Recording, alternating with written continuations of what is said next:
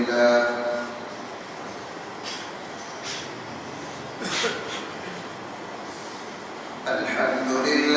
نحمده ونستعينه ونستغفره ونؤمن به ونتوكل عليه ونعوذ بالله من شرور أنفسنا ومن سيئات أعمالنا من يهده الله فلا مضل له ومن يضلله فلا هادي له ونشهد أن لا إله إلا الله وحده لا شريك له ونشهد أن سيدنا وسندنا ومولانا محمدا عبده ورسوله صلى الله تعالى عليه وعلى آله وأصحابه وبارك وسلم تسليما كثيرا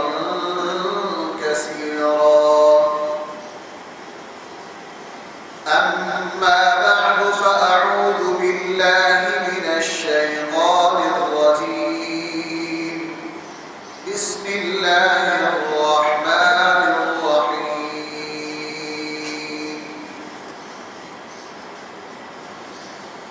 سبحان الذي أسرى بعبده ليلا من المسجد الحرام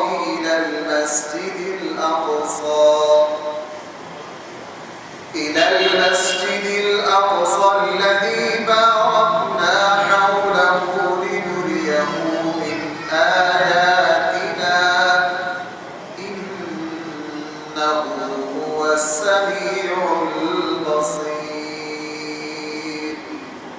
صدق الله مولانا العظيم.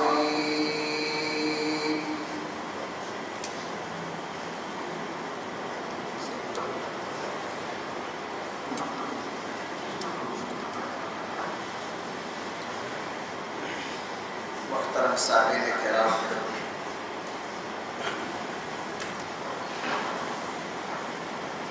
اسلامی اعتبار سے یہ رجب المرجب کا مہینہ اور تقریباً اس کی 27 تاریخ ہے۔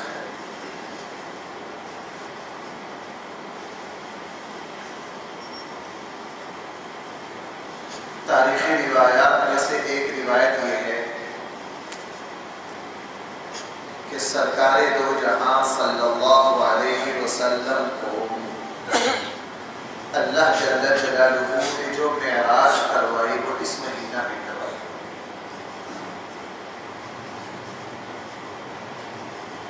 علماء کے یہاں تاریخ میں بڑا سخت اختلاف ہے کہ رسول اکرم صلی اللہ علیہ وسلم کو معراج کس مہینے میں کروائی،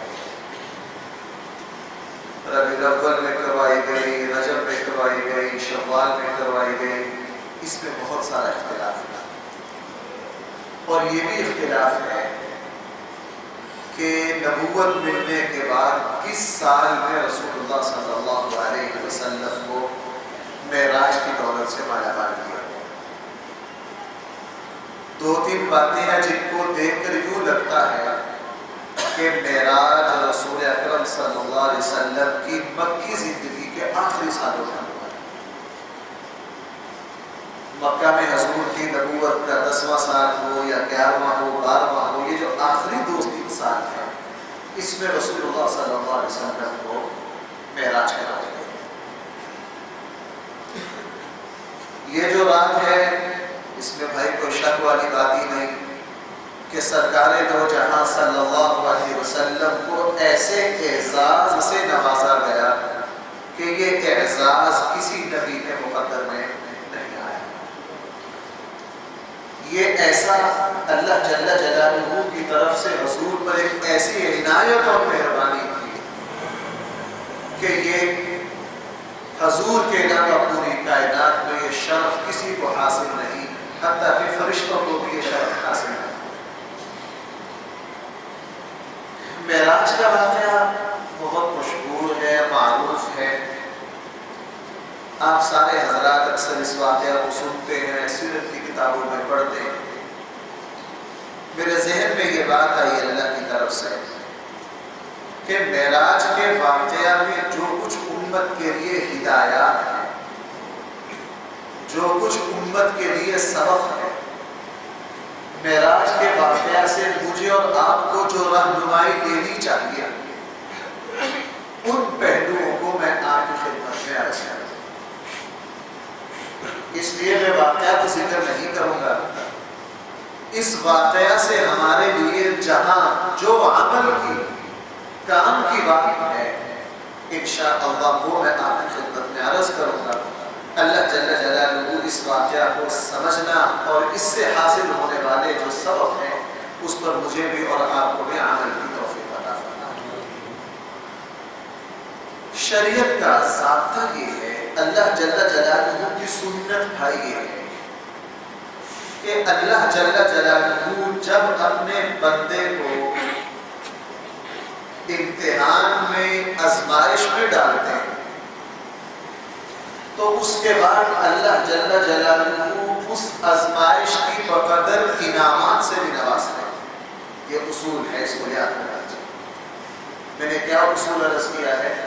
سنت اللہ یہ ہے، اللہ کا قانون اور ضابطہ یہ ہے کہ جب کسی مومن کو آزمائش میں ڈالتے ہیں، مشکل میں ڈالتے ہیں، امتحان میں ڈالتے ہیں، اس آزمائش کے بعد اللہ جل جلالہ ان آزمائشوں سے کئی گنا زیادہ انعامات سے بھی نوازتا ہے۔ یہ اللہ کی سنت ہے، کبھی اس کے خلاف نہیں ہوگا۔ ان مع العسر یسرا، ان مع العسر یسرا، یہ اللہ کا ذات ہے۔ رسول اکرم صلی اللہ علیہ وسلم مکی زندگی میں آپ علیہ السلام ایسے حالات میں پسے تھے اور آپ پر ایمان لانے والے صحابہ کرام مکی زندگی میں انہوں نے وہ تکلیفیں اور الجھنیں دیکھی کہ رسول اللہ صلی اللہ علیہ وسلم نے خود فرمایا کہ اللہ کے دین کے معاملہ میں مجھے جتنا ستایا گیا ہے کسی نبی کو اتنا ستایا نہیں گیا۔ کسی انسان کو اذیت دینے کی، تکلیف پہنچانے کی، پریشان کرنے کی، ذلیل کرنے کی جو ترکیب ہو سکتی ہے، جو طریقہ ہو سکتا ہے، وہ رسول اللہ صلی اللہ علیہ وسلم اور آپ کے صحابہ پر آزمایا گیا ہے۔ چند دن پہلے میں ایک بات عرض کر رہا تھا، درس میں آپ سے بھی عرض کروں۔ میں یہاں تقریر کرنے بیٹھا ہوں، بیان کرنے بیٹھا ہوں، اگر آپ میں سے کوئی کھڑا ہو کر مجھے صرف اتنا کہہ دے کہ مفتی صاحب ہم نے آپ کی تقریر نہیں سنی، تو میرے لیے اس طرح ہوگا جیسے کسی نے پتھر کی چٹان میرے سر میں ڈال دی۔ اگر آپ لوگ مجھے منبر سے اٹھا دیں کہ ہم تیری تقریر نہیں سننا چاہتے تو اس قابل نہیں ہے، اگر میں انسان ہوا تو میں اس صدمہ کو ساری زندگی نہیں بھلا سکتا۔ کیوں بھائی، میں صحیح کہہ رہا ہوں غلط کہہ رہا ہوں؟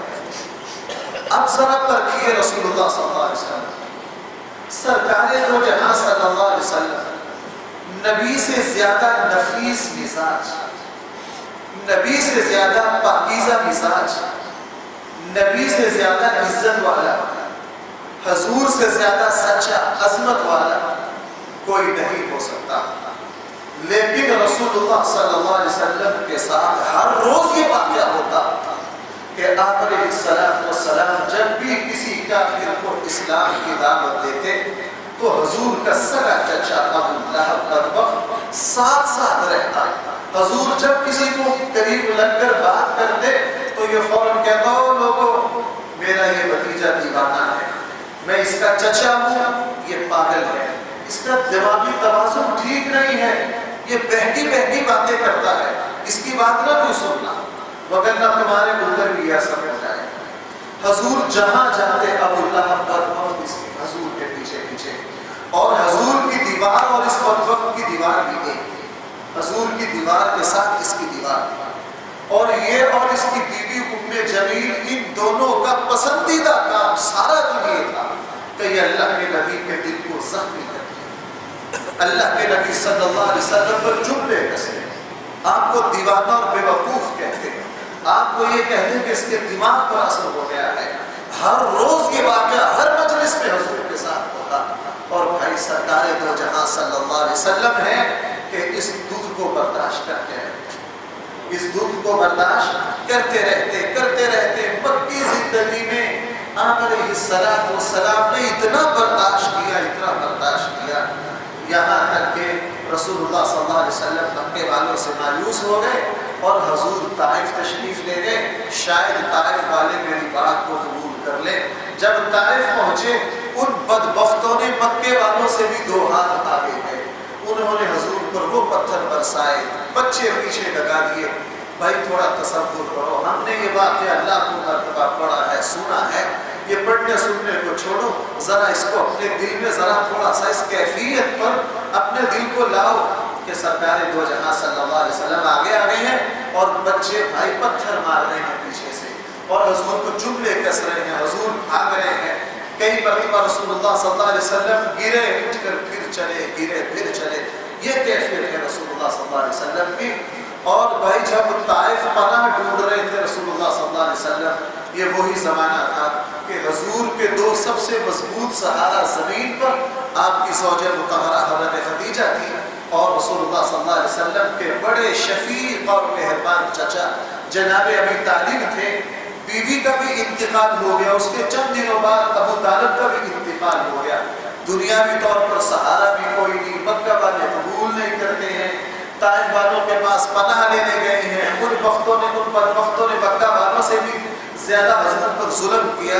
اب ذرا اندازہ کرو حضور کی تکلیف کا کہ آپ علیہ السلام کس پریشانی میں ہوں گے، کس مصیبت میں ہوں گے، کس تکلیف میں ہوں گے۔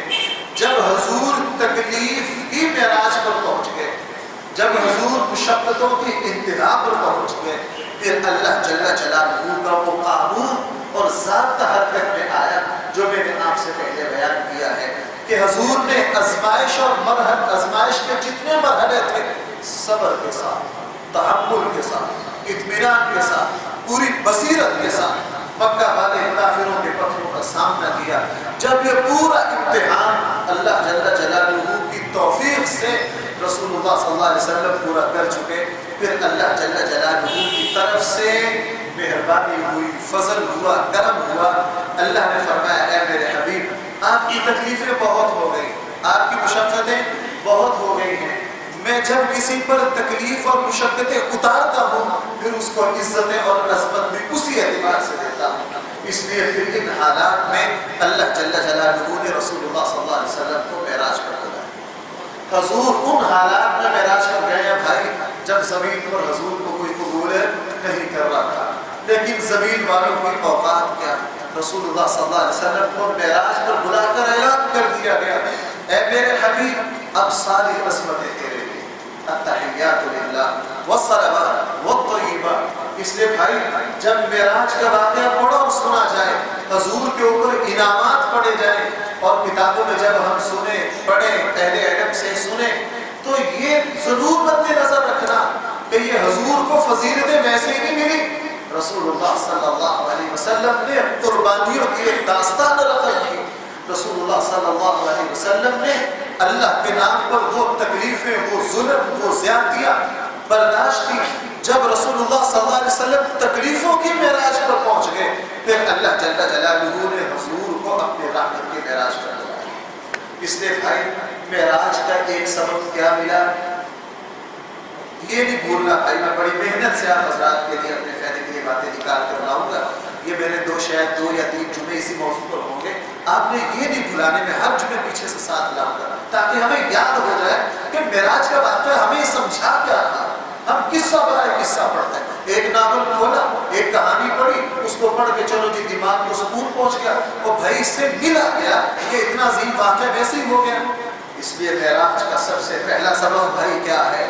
وہ اللہ کی ذات ایسی ہے جب اپنے کسی بندے کو آزماتی ہے، اپنے کسی بندے پر مصیبت اور اپنے کسی بندے پر ابتلا آزمائش بھیجتی ہے، تو جس درجے کی آزمائش آتی ہے پھر اللہ کا کرم اور فضل بھی اس بندے پر اسی درجے کا ہوتا ہے۔ ایسا نہیں ہے کہ اللہ آزماتا رہے تے کچھ نہ، یہ اللہ کی غیرت کے خلاف ہے۔ وہ اللہ جب آزماتا ہے وہ آزمائے گا 10%، لیکن اس کا فضل ملے گا بھائی کتنا؟ 100%، جیسا کہ رسول اللہ صلی اللہ علیہ وسلم کے ساتھ۔ ایک سبب۔ دوسرا سبب معراج کا کیا ہے؟ رسول اکرم صلی اللہ علیہ وسلم جب مکہ سے حضرت جبرائیل رسول اللہ صلی اللہ علیہ وسلم کو لے گئے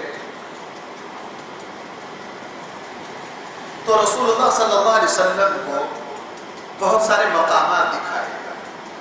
آپ نے بارہا سیرت کی کتابوں میں پڑھے ہوں گے، علماء سے سنے ہوں گے، میں نے تو صرف سبق نکال لیا، میں نے واقعات کو۔ رسول اللہ صلی اللہ علیہ وسلم کو مختلف چیزیں دکھائی گئی، اور ایک مقام پر حضور نے فرمایا کہ میں کھجور والے علاقے سے گزرا، وہاں کھجوریں بہت زیادہ تھیں، تو مجھے جبرائیل نے کہا کہ اللہ کے نبی یہاں نفل پڑھ لیجئے، یہاں نماز پڑھ لیجئے۔ میں نے نماز پڑھی، نماز پڑھنے کے بعد میں نے جبرائیل سے پوچھا یہ کون سی جگہ ہے؟ تو حضرت جبرائیل نے فرمایا کہ یہ آپ کا دار الہجرت یثرب مدینہ المنورہ، آپ نے ہجرت کر کے یہاں آنا۔ یہاں سے حضور تشریف لے گئے۔ آپ نے فرمایا کہ پھر ایک مقام پر مجھے حضرت جبرائیل نے کہا اللہ کے نبی یہاں بھی نماز پڑھ لیجئے۔ میں نے وہاں نماز پڑھی، اس کے بعد پوچھا جبرائیل یہ کون سی جگہ ہے؟ تو جبرائیل نے فرمایا اللہ کے نبی یہ بیت اللحم ہے، یہ وہ مقام ہے جہاں حضرت عیسیٰ علیہ السلام پیدا ہوئے۔ سورہ مریم کے دوسرے رکوع میں ہے کہ حضرت مریم جب حضرت عیسیٰ علیہ السلام دنیا میں تشریف لانے گئے، اور حضرت مریم جو تھی وہ تو شہر کی آبادی سے نکل کر ایک پہاڑی کے دامن میں چلی گئی۔ فَأَجَاءَهَا الْمَخَاضُ إِلَى جِذْعِ النَّخْلَةِ قَالَتْ يَا لَيْتَنِي مِتُّ قَبْلَ هَذَا، قرآن میں پورا رکوع ہے۔ تو اللہ کے نبی یہاں نماز پڑھ لیجئے۔ یہ کون سی جگہ ہے؟ جبرائیل نے فرمایا یہ بیت اللحم ہے، یہ وہ مقام ہے جہاں حضرت عیسیٰ علیہ السلام پیدا ہوئے۔ اور رسول اللہ صلی اللہ علیہ وسلم آگے ایک مقام پر فرمایا جبرائیل نے کہ اللہ کے نبی یہاں بھی نماز پڑھ لیجئے۔ حضور نے نماز پڑھی، پوچھا جبرائیل یہ کون سی جگہ ہے؟ فرمایا کہ یہ وہ مقام ہے جہاں حضرت موسیٰ علیہ السلام اللہ سے ہم کلام ہوا کرتے ہیں۔ موسیٰ علیہ السلام اللہ سے کیا ہوا کرتے تھے؟ بھئی میری یہ تین باتیں سمجھ آئی، اس سے ہمیں کیا سبق ملا جو ہمارا ہو؟ ہم نے بس یہ یاد رکھنا، میں نے ہر جگہ توجہ یہ دلانی ہے اس واقعہ سے ہمارے لیے سبق کیا ہے، اس واقعہ میں ہمارے لیے کیا ہے۔ حضور نے مدینہ منورہ نماز پڑھی، بیت اللحم پہ نماز پڑھی، کوہ طور پر نماز پڑھی، اس کے علاوہ ایک دو جگہ کا تذکرہ اور ہے۔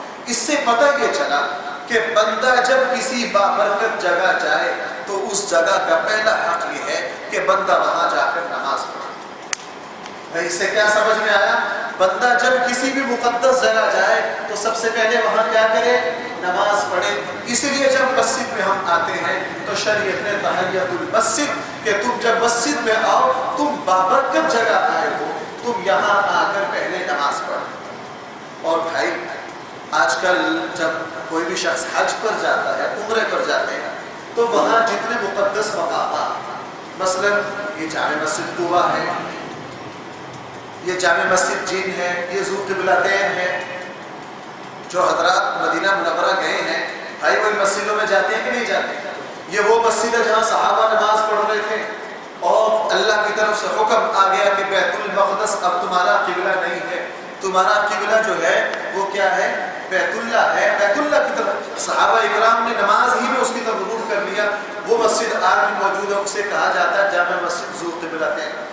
تو جب ہم وہاں جا کے نماز پڑھتے ہیں تو اکثر وہاں لوگ پھر رہے ہوتے ہیں، وہ فوراً اعتراض کرتے ہیں بھئی یہاں نماز کیوں پڑھ رہے ہو؟ تم یہاں نماز کیوں پڑھ رہے ہو؟ یہ تو بدعت ہے، یہ تو غلط ہے، یہ فلاں ہے۔ جو حضرات گئے ہیں ان کو تازہ ہو کر ٹوکنے والے بہت ہیں۔ تو بھائی یہ دلیل کہاں سے؟ ہم ہر جہاں جس بھی مقدس جگہ جائیں گے وہاں نماز پڑھیں گے۔ کیوں؟ رسول اللہ صلی اللہ علیہ وسلم نے مدینہ منورہ میں کیا کی بھائی؟ بیت اللحم پر حضور نے نماز پڑھی، کوہ طور سے جب گزرے حضور نے کیا کیا؟ نماز پڑھی. حضور کا عمل یہ بتا رہا ہے کہ بندہ جب بھی کسی مقدس جگہ جائے وہاں سب سے پہلے کیا کرے؟ نماز پڑھے. اس لیے جو حج عمرہ پر بندہ جائے وہاں جتنی زیارات ہیں، یہ کون سی جگہ ہے جی فلاں مسجد ہے، یہ کون سی مسجد ہے جی فلاں مسجد ہے، جب بھی کسی مسجد میں جائیں وہاں کم از کم 2 رکعت نماز نفل ضرور پڑھیں. اگر کوئی یہ کہے جو میں نے ابھی بات کی کہ سرکار یہاں نماز پڑھنا بدعت ہے، یہاں نماز پڑھنا بدعت ہے، تو ان سے پوچھئے کہ رسول اللہ صلی اللہ علیہ وسلم پر ان سارے مقامات پر نماز کیوں پڑھ رہے تھے؟ کوہ طور کو فضیلت کس وجہ سے ملی ہے؟ اور بھائی کوہ طور پر تو حضرت موسیٰ علیہ السلام اللہ سے ہم کلام ہوئے تھے، اس لیے جہاں بھی مقدس جگہ پر ہم جائیں گے تو بھائی وہاں کیا کریں گے؟ نماز پڑھیں گے. میرا موضوع نہیں ہے، میں موضوع سے ہٹ جاؤں گا. انشاءاللہ کبھی اللہ نے موقع دیا کہ نیک متقی لوگوں کے آثار سے برکت حاصل کرنا جائز ہے. آج لوگ اس کو بدعت کہتے ہیں. کسی نیک آدمی کا جو فرض کرے کوئی عالم متقی پرہیزگار ہے، آپ اسے کہہ دیتے ہیں کہ جی اپنی تسبیح مجھے دے دیں، اپنی ٹوپی مجھے دے دیں میں برکت کے لیے. لوگ کہتے ہیں کہ شرک ہے، حالانکہ سراسر غلط ہے. خود صحیح بخاری میں ہے، صحیح ستہ میں ہے، حضرت ام سلمہ فرماتی کہ رسول اکرم صلی اللہ علیہ وسلم کی وفات کے بعد حضور کا جبہ ہمارے پاس تھا. ایک روایت میں حضرت اسماء کے پاس تھا اور ایک میں حضرت ام سلمہ کے پاس تھا. ساری زندگی حضرت ام سلمہ نے حضور کا جبہ اپنے پاس رکھا اور فرمایا مدینہ میں جب بھی کسی کو بخار ہوتا تو مدینہ کے لوگ اپنے بچوں کو ایک پیالے میں پانی ڈال کر حضرت ام سلمہ کے پاس بھیج دیتے. حضرت ام سلمہ فرماتی کہ میں حضور کا وہ جبہ کا ایک حصہ پکڑتی اور اس پانی میں ڈبو دیتی جو پیالے میں ہوتا اور وہ اس بخار والے کو پلایا جاتا تو فوراً شفا ہو جاتا. اور کیا یہ کون کر رہا ہے؟ حضرت ام سلمہ کر رہی ہے. اور بھائی صحابہ کے اعمال بدعت ہونا ہی ہے. جو بھائی جو عمل صحابی کرے وہ بدعت ہو سکتی ہے؟ نہیں، وہ بدعت. اور بہت حضرت امیر معاویہ رضی اللہ عنہ کا جب انتقال ہوا تو انہوں نے کیا فرمایا؟ وہ ایک بڑی خوبصورت شیشی نکالی جس کے اندر مشک پر رکھے تھے حضرت امیر معاویہ نے.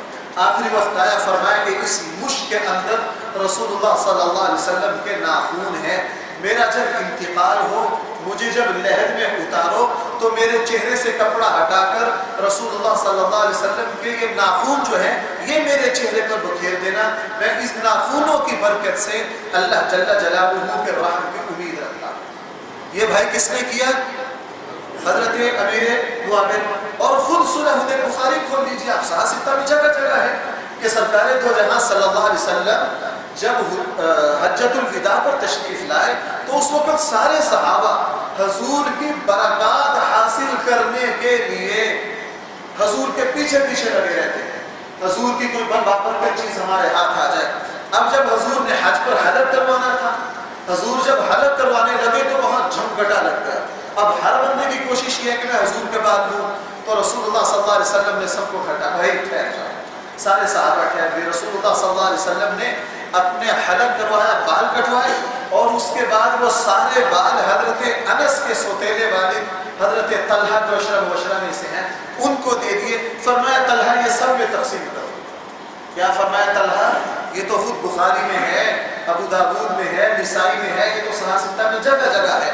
تو حضرت طلحہ فرماتے ہیں کہ مجھ پر اس طرح جھمگٹا لگ گیا جس طرح میں اونٹ تقسیم کر رہا ہوں، تو میں نے ایک ایک بال جتنوں کو میں دے سکتا تھا میں نے حضور کا بال دیا. اور سارے صحابہ ان بالوں کو یوں سنبھال رہے تھے اور جیسے اللہ نے ہمیں کو برکت دے دی ہے.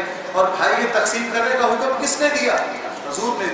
حضور کے سامنے کوئی کام کیا جائے اور نبی اس سے منع نہ کرے وہ کیا ہو جاتا ہے؟ وہ سنت ہو جاتی ہے. اس لیے آج لوگ کہتے ہیں اگر کسی چیز، ایک صاحب میرے پاس آئے اور کہتے مفتی صاحب قرآن کو چومنا کیا ہے؟ میں نے کہا جی کوئی حرج والی بات نہیں. ہاں سنت مستحب نہیں ہے لیکن کوئی آدمی قرآن کو عزت سے چوم لیتا ہے تو کوئی حرج والی.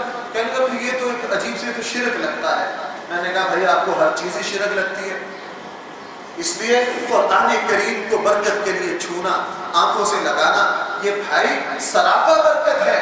اور اولیاء اللہ متقی پرہیزگار لوگوں کی آثار سے برکت حاصل کرنا یہ خود صحابہ سے ثابت ہے. اور حضرت خود اس میں امام بخاری رحمہ اللہ نے دوسری جگہ ذکر کیا کہ ایک صحابی وہ تھے کہ جس وقت حضور کے صحابہ دنیا سے رخصت ہو گئے تو وہ صحابی جو تھے ان کو یہ شرف حاصل تھا کہ انہوں نے رسول اللہ صلی اللہ علیہ وسلم کے دونوں ہاتھوں سے مصافحہ کیا تھا. تو جب وہ اس ایک علاقے میں تشریف لائے تو پورے علاقے کے لوگ جمع ہو گئے. انہوں نے اس صحابی سے صرف ایک ہی فرمائش کی کہ ہم آپ کے ان ہاتھوں کو چومنا چاہتے ہیں, آپ کے ان ہاتھوں کے ساتھ اپنے ہاتھوں کا مس کرنا چاہتے ہیں جس سے آپ نے رسول اللہ صلی اللہ علیہ وسلم سے مصافحہ کیا ہے. تو امام بخاری نے ذکر کیا کہ وہ صحابی کھڑے ہو گئے اور لوگ لینوں میں آ رہے ہیں, لینے لگا کر آ رہے ہیں اور ان صحابی سے دونوں ہاتھوں سے مصافحہ کر رہے ہیں تاکہ ہمارا اس ہاتھ سے مصافحہ ہو جائے جس ہاتھ نے رسول اللہ صلی اللہ علیہ وسلم کے دستے مبارک کو چھوا ہے. تو بھائی علماء کی زبان میں آثار صالحین سے برکت حاصل کرنا بالکل جائز ہے. اس کی دلیل یہ جو دلائل میں نے آپ کی خدمت میں عرض کی ہیں, ہاں آج کل ان کا غلط مطلب بھی لیا جا رہا ہے, اس کو بھی ذہن میں رکھو. بعض پیر اور مشائخ کی تعظیم اس طرح کی جا رہی ہے جو شرک کے قریب ہو جاتی, وہ بھی نہیں. کسی شیخ کو سلام کرتے ہوئے جھکنا اور وہ زمین پر بیٹھا ہے اور سامنے والے کھڑے ہو کر اس کے ہاتھ اس طرح چوم رہے ہیں, یہ بھی بالکل غلط ہے. اسلام میں شرک کو کیا, جس چیز کی شرک سے معمولی سی بھی مشابہت ہو, اسلام میں دونوں کی اجازت نہیں ہے. یاد رکھیے بھائی, ہمارا مذہب یہ بھی نہیں ہے کہ جو بات شریعت سے ثابت ہو اسی کا انکار کرتے ہیں, اور یہ بھی نہیں ہے جو بات شریعت سے ثابت نہ ہو اس پر عمل کریں. نہیں, شریعت نے جو عمل جتنا بتایا ہے ہم نے اتنا ہی کرنا ہے. بھائی میری بات سمجھ آ رہی ہے؟ صرف برکات, نیک لوگوں کی چیزوں سے برکت حاصل کرنا یہ ثابت ہے. اس کے میں اتنے مثالیں آپ سے عرض کر سکتا ہوں کہ صحابہ اکرام نے حضور کی چیزوں سے کیسے برکت حاصل کی, لیکن یہ برکت حاصل کرتے کرتے شرک کی طرف نہ چلے جائیں, ہم نے اقتدار میں رہنا ہے. بہرحال بھائی, دوسرا سبق معراج کے واقعے سے ہمیں کیا ملا؟ بھائی یاد ہوا دوسرا سبق ہمیں کیا ملا کہ جب بھی ہم کسی مقدس جگہ جائیں تو سب سے پہلے وہاں کیا کریں؟ ابھی تک میں نے 2 اصول آپ سے عرض کر دی جو اس واقعے سے. نمبر 1, اللہ جب بھی اپنے بندہ کو آزماتے ہیں پھر نعمتیں بھی آزمائش کے حساب سے ہی دیتے ہیں.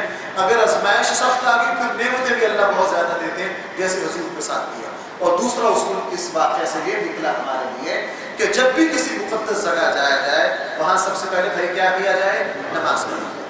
تیسرا سبق, سرکار دو جہاں صلی اللہ علیہ وسلم جب بیت المقدس تشریف لے گئے اور وہ جو براق سواری تھی جس پر سوار ہو کر سرکار دو جہاں صلی اللہ علیہ وسلم مکہ سے بیت المقدس تشریف لے گئے, اور وہاں ایک پتھر تھا, اس کے اندر وہ جگہ جگہ وہ جگہ بنی ہوئی تھی جہاں کوئی مسافر اپنی سواری کو باندھ سکے. تو وہاں ایک سوراخ تھا. ایک روایت میں یہ ہے کہ وہ سوراخ بند تھا, ایک روایت میں یہ ہے کہ وہاں سوراخ تھا ہی نہیں. حضرت جبرائیل نے اپنی انگلی کے ذریعے وہاں سوراخ کیا اور سوراخ کر کے حضور نے اپنی سواری کو وہاں باندھ دیا, اپنی سواری کو براق کو وہاں باندھ دیا. اس میں بھی ہمارے لیے بڑا سبق ہے. بھائی یہ براق حضور نے مکہ کے بازار سے خریدی تھی, اللہ نے بھیجی تھی؟ اللہ نے بھیجی تھی. یہ تو ایسی سواری تھی جو منٹوں میں حضور کو مکہ سے لے کر کہاں پہنچ گئی؟ بیت المقدس. اب یہ سواری اللہ کی طرف سے پابند تھی حضور کا, اور حضور کو مکہ سے لے کر بیت المقدس گئی. اس کے بھاگنے کا, بدکنے کا, آگے پیچھے ہونے کا, گم ہونے کا کوئی سوال نہیں تھا. اس کے باوجود حضور نے اس کو جس طرح عام اونٹ کو, گھوڑے کو, خچر کو, گدھے کو ایک کھونٹے سے باندھتے ہیں, حضور نے اس طرح براق کو باندھا. علماء نے فرمایا اس سے امت کو ایک سبق دینا تھا کہ جب بھی کوئی کام کرنا ہو اس کے اسباب اختیار کرو, اسباب چھوڑنا اللہ کو پسند نہیں ہے. حضور نے جانور کو, براق کو باندھ کر, حالانکہ اس براق نے کہیں نہیں جانا تھا, مجھے اور آپ کو سبق دیا کہ تم اسباب نہ چھوڑنا, جب بھی کوئی کام کرنا ہو اس کا سبق اختیار کرو. اس کا کیا کرو؟ اب ذرا اس کو تھوڑا سا وضاحت سے عرض کرتا ہوں. بعض باتیں آپ کو چھوٹی چھوٹی لگیں گی بھائی, اگر ان میں غور کریں تو ہمارے لیے اس میں معرفت کا ایک جہان بنا. ہمیں حکم یہ ہے کہ ہم جو کام کرنا چاہیں بھائی اس کے اسباب اختیار کریں. اللہ جل جلالہ جب بھی کسی بندہ کو نوازتے ہیں اسباب کے ذریعے نوازتے ہیں. بغیر سبب کے اللہ نواز سکتے ہیں, قادر ہیں, اور کبھی کبھار کسی کو نواز دیتے ہیں. لیکن یہ اللہ کا ضابطہ اور قانون نہیں ہے۔ ایک آدمی عزت کی روٹی کھانا چاہتا ہے تو اللہ جل جلالہ کہیں گے بھائی تجارت کرو، کاروبار کرو، تم سبب اختیار کرو۔ ایک آدمی اولاد چاہتا ہے، اس کو حکم کیا ہے؟ نکاح اس کا سبب ہے۔ ایک آدمی پڑھنا چاہتا ہے، پڑھنا لکھنا، وہ اچھی تعلیم حاصل کرنا چاہتا ہے تو اللہ کی طرف سے حکم ہے اسباب اختیار کرو۔ ایک آدمی بیمار ہوتا ہے، اللہ کی طرف سے حکم ہے بھائی کیا کرو؟ اسباب اختیار کرو۔ یہ نہیں کہ بندہ یہ سمجھے کہ بھائی بیماری بغیر علاج کے ٹھیک ہو جائے گی، نہیں۔ اللہ شفا جب بھی دیتے ہیں اکثر وہ سبب یعنی دوائی کے ذریعے دیتے ہیں۔ ہاں، بغیر دوائی کے شفا دینے پر اللہ قادر ہے اور کبھی کبھار اللہ دیتے ہیں، لیکن یہ اللہ کا قانون اور اصول نہیں ہے۔ ہر معاملے میں اس بات کو یاد رکھیے، ترک اسباب کی اس امت میں اجازت نہیں ہے، اسباب کو اختیار نہ کرنے کی اس امت میں اجازت نہیں ہے۔ اسی لیے وہ ایک صحابی جب نماز پڑھنے کے لیے آئے تو حضور سے پوچھا، اللہ کے رسول سواری باندھ کر اللہ پر بھروسہ کروں یا اپنا اونٹ بغیر باندھے اللہ پر بھروسہ کروں؟ حضور نے فرمایا نہیں، پہلے اپنی سواری کو باندھو پھر اس پر اللہ کی ذات پر کیا کرو؟ بھروسہ کرو۔ بھائی جو کام کرنا ہے ہم سبب اختیار کریں۔ اصل جو بات میں اس سے آپ کی خدمت میں عرض کرنا چاہتا ہوں، ہم کیا کرتے ہیں؟ آج بڑا المیہ ہے ہمارا، ہم یہ جو بات میں نے عرض کی ہم میں سے ہر کوئی سمجھتا ہے، لیکن ہم اس اصول کو جوڑتے ہیں دنیا کے کاموں میں، دین کے کاموں میں نہیں۔ دنیا میں ہم اتنے سمجھدار ہیں، ہم یہ سمجھتے ہیں کہ بھائی دنیا میں جب بھی کوئی کام کرنا ہے تو اس میں اسباب کے ذریعے ہونا ہے، اور دین کے معاملے میں ہم اسباب اختیار نہیں کرتے۔ ہم نے دنیا کو چھوڑ رکھا ہے اسباب پر اور دین کو چھوڑ رکھا ہے اللہ کی قدرت پر۔ اس لیے کسی سے کہو بھائی نماز پڑھا کرو، بھائی اچھا دعا کرو اللہ توفیق دے گا، پڑھ لیں گے۔ بھائی حج کر لو، اللہ توفیق دے گا، کر لیں گے۔ یار یہ کام نہ کیا کرو، بھائی اللہ توفیق دے گا۔ تو دین کو ہم نے چھوڑ رکھا ہے کس پر؟ الٹے توکل پر، دعاؤں پر۔ دین کے اسباب ہم اختیار نہیں کرتے ہیں، دنیا کے اسباب اختیار کرتے ہیں۔ اس لیے سرکار اللہ جل جلالہ کا یہ ضابطہ نہیں ہے کہ اللہ بغیر اسباب کے کچھ دے۔ اگر میں نمازی بننا چاہتا ہوں مجھے سبب اختیار کرنا پڑے گا۔ نماز کا سبب کیا ہے؟ کہ سب سے پہلے میں اپنا عزم کروں کہ میں نے نماز پڑھنی ہے، اس کے بعد میں نماز کے وقت اپنی دکان سے اٹھ کر مسجد میں آؤں، لباس پاک پہنوں اور وضو کروں، صف میں کھڑا ہو جاؤں۔ یہ ہے نماز کی ظاہری شکل۔ پھر دل کو اللہ کی طرف متوجہ کرنا، دل میں خشوع پیدا کرنا، دل میں روحانیت پیدا کرنا، یہ پھر اس سبب پر نتیجہ ہے، یہ کام ہے اللہ کا۔ بھائی میری بات سمجھ آ رہی ہے؟ آج ہم دین کے معاملات میں اسباب اختیار نہیں کرتے۔ حج فرض ہے، کھاتے پیتے ہیں، کاروبار ہے، کہہ دو بھائی حج کر لو، کہ اچھا یار اللہ توفیق دے گا۔ وہ بھائی توفیق کسے کہتے ہیں؟ میں نے پہلے بھی بات یہ بات عرض کیا، ہم نے توفیق پتہ نہیں کس بلا کا نام رکھا ہوا ہے۔ آپ فن کی جو بڑی کتابیں ہیں ان کو کھول کے دیکھیں، سارے اہل علم نے توفیق کی تعریف کیا کیا۔ بھائی توفیق کی تعریف یاد رکھنا، توفیق کہتے ہیں کہ جو کام آپ کرنا چاہ رہے ہو اللہ جل جلالہ اگر اس کام کرنے کے اسباب آپ کو دے دے تو سمجھ لو کہ یہ اللہ کی طرف سے توفیق ہے۔ یہ کیا ہے؟ اللہ کی طرف سے توفیق ہے۔ حج کرنا چاہتے ہیں، پیسہ جیب میں ہے، بس بس بس اللہ کی توفیق پوری ہوگی، آگے میرا کام ہے۔ توفیق بھائی، توفیق جو ہوتی ہے وہ اسباب کا مل جانا۔ نماز پڑھنی ہے، سرکار اللہ کا ضابطہ نہیں ہے، اللہ فرشتوں کی ڈیوٹی لگا سکتے تھے۔ انسان کی حفاظت، ہر انسان کی حفاظت پر 6 فرشتے ہیں، روایات میں ہر انسان کی حفاظت پر بھائی کتنے فرشتے ہیں؟ 6 فرشتے ہیں۔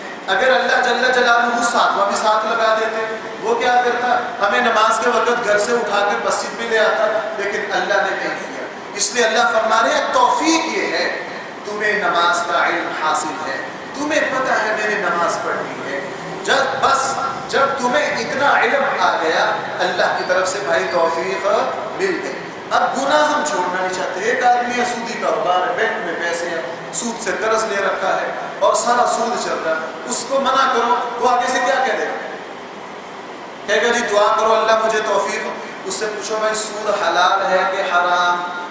وہ کہے گا حرام۔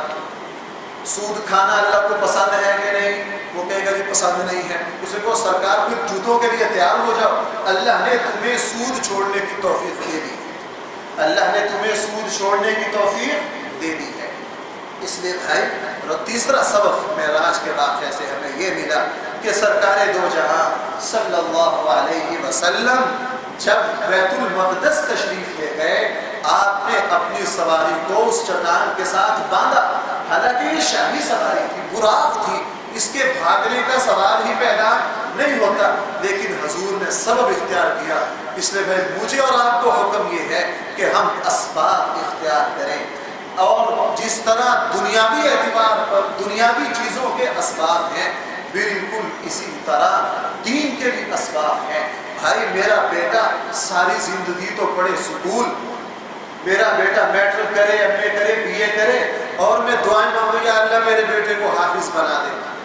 اللہ فرمائیں گے سرکار میرا یہ قانون اور ضابطہ نہیں ہے، میرا ضابطہ یہ اگر بیٹے کو اب ہم اپنی اولاد کو دے تو دنیاوی تعلیم، اپنی اولاد کو تعلیم تو وہ دے جو پیسہ کمانے کا ذریعہ ہو، اور وہ تعلیم یہ گر سکھائے کہ تم نے پیسہ کیسے کمانا ہے، تم نے پیسہ کیسے کمانا ہے، تعلیم تو دو اپنی اولاد کو ہو، اور سمجھو کہ ماشاءاللہ میری اولاد حضرت عمر بن عبدالعزیز جیسی ہو جائے جو میری آنکھوں کے اشارے پر چلے۔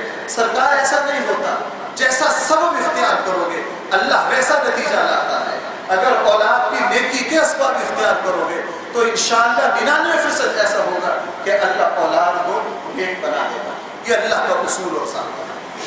چوتھا سبب بھی بڑا بات یہ ہمیں بھائی رسول اللہ صلی اللہ علیہ وسلم کی زندگی کا کون سا پہلو ہے جو ہے اہم بات۔ چوتھا سبب معراج کے واقعے سے ہمیں یہ ملا کہ سرکار دو جہاں صلی اللہ علیہ وسلم بیت المقدس میں جب پہنچ گئے، وضو کر لیا اور نماز کا وقت ہو گیا، سارے انبیاء تشریف لائے ہوئے ہیں۔ بھائی ذرا اس کو غور سے سننا، سارے انبیاء تشریف لائے ہوئے ہیں، رسول اللہ صلی اللہ علیہ وسلم بھی انبیاء میں کھڑے ہوئے۔ اب سارے اس انتظار میں تھے کہ نماز کون پڑھائے، کیوں اس صف میں جد الانبیاء آدم علیہ السلام بھی ہیں، اس صف میں نوح علیہ السلام 950 سال اللہ کے نام کو بلند کرنے والے وہ بھی موجود ہیں، اور اس میں ابراہیم خلیل اللہ جد الانبیاء وہ بھی موجود ہیں، اس میں حضرت موسیٰ صاحب تورات بھی موجود ہیں، سارے موجود ہیں اس میں، لیکن نماز کون پڑھائے گا؟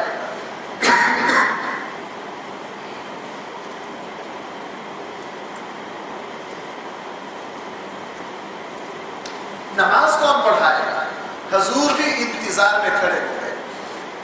جب اذان ہو گئی، اقامت ہو گئی، تو حضرت جبرائیل نے رسول اللہ صلی اللہ علیہ وسلم کا ہاتھ پکڑا اور حضور کو آگے کر دیا۔ رسول اللہ صلی اللہ علیہ وسلم نے سارے انبیاء کو نماز پڑھائی۔ بھائی اس میں ہمارے لیے کیا سبق ہے؟ اس میں ہمارے لیے بہت بڑا سبق ہے، کاش ہمیں یہ سبق آج سمجھ آ جائے تو ہمارے مسائل حل ہو جائے۔ اس میں ہمارے لیے سبق یہ ہے کہ رسول اللہ صلی اللہ علیہ وسلم خود سے آگے نہیں بڑھے، جبرائیل نے آگے بڑھایا تو مصلی پر کھڑے ہو گئے۔ علماء نے فرمایا اس کے اندر یہ سبق ہے کہ خود کسی فضیلت کو حاصل کرنے کے لیے آگے نہ بڑھو، کسی مرتبہ کو حاصل کرنے کے لیے خود آگے بڑھ کر چھلانگ نہ لگاؤ۔ اللہ جل جلالہ خود جو ذمہ داریاں دے، اللہ جل جلالہ پھر ان ذمہ داریوں کی ادائیگی کی توفیق اور ہمت بھی دے دیتے ہیں۔ اور جو بندہ خود سے کوئی منصب حاصل کرتا ہے، اللہ جل جلالہ پھر اس کو اس کے منصب کے حوالے کر دیتے ہیں۔ اس لیے رسول اللہ صلی اللہ علیہ وسلم خود سے آگے نہیں بڑھے، جبرائیل نے بازو پکڑ کر آگے کر دیا، حضور نے نماز پڑھا دی۔ اور آج ہمارے یہاں سارا جھگڑا اس پر چل رہا ہے۔ آپ دین کے اعتبار سے دیکھ لیں، دنیا کے اعتبار سے دیکھ لیں، دنیاوی تنظیمیں دیکھ لیں، دینی جماعتیں دیکھ لیں، مدرسے دیکھ لیں، مسجدیں دیکھ لیں، ہر جگہ صدارت پر، چدراہٹ پر، عہدے پر جھگڑا ہو رہا ہے۔ ہر بندہ یہ کہہ رہا ہے کہ میں اہل ہوں، ہر بندہ کیا کہہ رہا ہے؟ اس عہدے کا میں اہل ہوں۔ ہماری مسجدوں میں جھگڑے، مسجد کا صدر کون ہوگا، مدرسوں میں جھگڑے، مدرسے کا محترم کون سا ہوگا، دینی جماعتوں میں جھگڑے کہ اس جماعت کا سربراہ کون ہوگا، اور بھائی جو دنیاوی جماعتیں ہیں ان کا تو کہنا ہی کیا۔ ہم میں سے ہر آدمی عہدے کو یوں بھاگ کے پکڑنا چاہتا ہے، حالانکہ اس واقعے سے ہمیں کیا پتہ چلا کہ رسول اللہ صلی اللہ علیہ وسلم کھڑے ہو گئے. ہر نبی کھڑا ہے، کسی نبی نے قدم آگے بڑھا کر مصلی پر نہیں گیا، اس لیے کہ کوئی نبی خود سے اس عہدہ کو حاصل کرنا نہیں چاہتا تھا. اللہ کی طرف سے جبرائیل کو حکم ہوا اور حضرت جبرائیل نے رسول اللہ صلی اللہ علیہ وسلم کو آگے بڑھا دیا. اور اسی سے علماء نے یہ مسئلہ بھی نکالا. بھائی اس کو یاد رکھیں، ہے تو یہ مسئلہ علماء سے تعلق رکھتا ہے، لیکن چونکہ برسر موضوع آگے وہ بھی عرض کر دوں کہ جہاں کسی بھی جگہ اگر کوئی بڑا سے بڑا عالم ہو، کوئی شیخ ہو، کسی مسجد میں نماز پڑھنے جائے، اس مسجد کے امام مقرر ہوں، تو خود سے کسی کو اس امام کی اجازت کے بغیر مصلی پر کھڑا ہونا جائز نہیں. مصلی پر کھڑا ہونا جائز نہیں ہے. ہاں امام اجازت دے دے. اسی طرح احادیث میں کیا فرمایا گیا، مؤذن جو ہے جب مؤذن اذان دے تو تکبیر کہنا اسی کا حق ہے.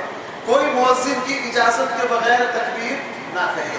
ہاں مؤذن کسی کو اجازت دے دے، اشارہ کر دے، یا ایسا ہو کہ مؤذن نے زبان سے تو اجازت نہیں دی، لیکن صورتحال ایسی ہے کہ فلاں بندہ ایسا ہے کہ اگر اس کی موجودگی میں تکبیر کہوں تو یہ محسوس نہیں کرے گا، جس کو علماء کی زبان میں کہا جاتا ہے دلالتاً اجازت کرنا. فرض کریں ایک ہمارے یہاں کیا ہوتا ہے، اکثر اگر میں نماز نہ پڑھاؤں، امام دوسرے ہوں تو میں آ کے پیچھے کھڑا ہوتا ہوں، تو جو مؤذن ہوتے ہیں ان کی کوشش ہوتی ہے بھائی یہ پیچھے موجود ہے تکبیر یہی کہے. وہ زبان سے تو نہیں کہتے، لیکن ان کے عمل سے مجھے تکبیر کی اجازت ہے تو میں تکبیر پڑھ دیتا ہوں. مجھے پتہ ہے یہ ناراض نہیں ہوں گے، بلکہ یہ چاہیے رہے ہیں کہ تکبیر میں کروں. تو اس لیے بھائی کسی بھی عہدے پر یاد رکھو، ہم بہت ساری، میرے شاید پہلے بھی کبھی عرض کیا ہو، آج کل کیا ہوتا ہے ہم بیٹے اللہ سے پیچھے پڑھ کر لیتے ہیں. ہم بیٹے اللہ سے پیچھے پڑھ کر، کیوں بھائی ایسا ہے کہ نہیں، پیچھے پڑھ کر لیتے ہیں. اور بیٹیاں کبھی نہیں کوئی مانگتا، بیٹا مانگنے پر اللہ دیتے ہیں، کہتے ہیں جاؤ. اور میں نے پہلے بھی بات سنا ہے، مجھے وہ واقعہ نہیں بھولتا. ہمارے ایک دوست سنانے لگے، میں نے کہا جی سرکار ہمارے یہاں میرے ایک عزیز بزرگ ہیں، ان کی 8 بیٹیاں، ساری زندگی دعا کرتے رہے 9واں بیٹا ہوا. اس بیٹے نے اتنا ذلیل کیا، اتنا ذلیل کیا، اتنا ذلیل کیا کہ جس وقت والد کا انتقال ہونے لگا تو آخری وقت بھی تکلیفوں سے بڑی حسرت کے ساتھ زبان سے نکل گیا کہ اے اللہ آپ نے مجھے 8 بیٹیاں دی ہیں، کاش یہ 9ویں بھی بیٹی ہی ہوتی. یہ کیوں ہو رہا ہے؟ یہ کیوں ہو رہا ہے؟ جن کے اگلوتے بیٹے ہیں نا وہ اپنے اولادوں کے ہاتھوں ذلیل کیوں ہوتے ہیں؟ وہ دیکھو میری بات یاد رکھنا، اس بات کو ذرا اعتدال میں رکھنا. بیٹے کی خواہش پوری نہیں. زکریا علیہ السلام نے اللہ سے دعا مانگی، قرآن کے ذکر، اے اللہ مجھے بیٹا دے. اولاد کی خواہش پوری نہیں. ابراہیم علیہ السلام نے بڑھاپے میں اولاد مانگی اور اللہ نے 97-98 سال میں جا کر حضرت ابراہیم کو اولاد دی. اولاد کی خواہش پوری نہیں، بیٹے کی خواہش پوری نہیں، لیکن ایسا طرز عمل اپنانا، ایسا طرز عمل اپنانا کہ جی اگر بیٹا نہ ملا تو میرا گزارا نہیں.